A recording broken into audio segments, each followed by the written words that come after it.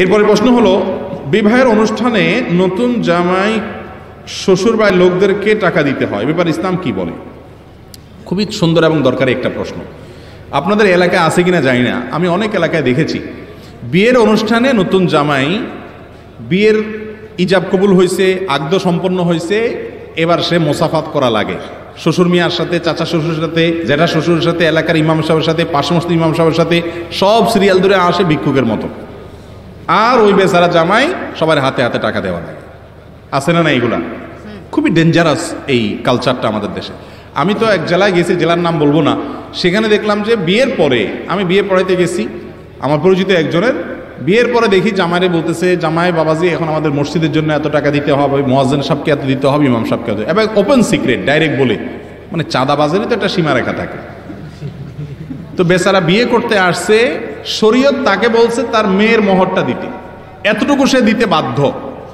আপনি বলতেছেন যে মেয়ের দাও, ঠিক আছে, এবার অমুক অমুক তমুক করে দাও, আবার মসজিদ মাদ্রাসাকে দাও। মসজিদ মাদ্রাসায় তার মনে চাইলে সে দিবেন, না মনে চাইলে দিবেন না। কিন্তু বিয়ে উপলক্ষে এই চাঁদাবাজি করা ইসলামের শরীয়ত দৃষ্টিকোণ থেকে গুনাহের কথা, জায়েজ নাই। লা ইয়াহিল্লু মাল ইমরিইন মুসলিমিন ইল্লা বিতিবি নাফসি, কোন মুসলমানের সম্পদ, কারোর টাকা পয়সা তার সন্তুষ্টিতে সে দিতে চাইলে দিবে, তার ব্যাপার। কিন্তু আপনি তার কাছ থেকে আদায় করতে পারেন না অন্যায়ভাবে। সে বিয়ে করতে আসলে আপনার মসজিদে টাকা দিতে বাধ্য না, আপনি এটা তার কাছ থেকে আদায় করতে পারেন না। হ্যাঁ, পুরান হয়ে গেলে, তাছাড়া সবচেয়ে বড় কথা, একটা জামাই নতুন আসছে এলাকাতে, বেহায়ার মতো প্রথম দিনে যদি আপনি তার কাছ থেকে টাকা চান মসজিদের জন্য, এটা নির্লজ্জের কাজ। একটু পুরান হলে তখন বললেন, জামাই বাবাজি আপনি এলাকার মানুষ, এখন মাশাআল্লাহ আমাদের মসজিদের কাজ চলতেছে, আপনি মনে চাইলে কিছু দিয়েন, সেটা আপনি চাইতে পারেন, ভিন্ন কথা। কিন্তু বিয়ের অনুষ্ঠানে পরিবেশ এমনভাবে তৈরি করলেন, বেচারা বাধ্য হইয়া দিল, এটা জায়েজ নাই।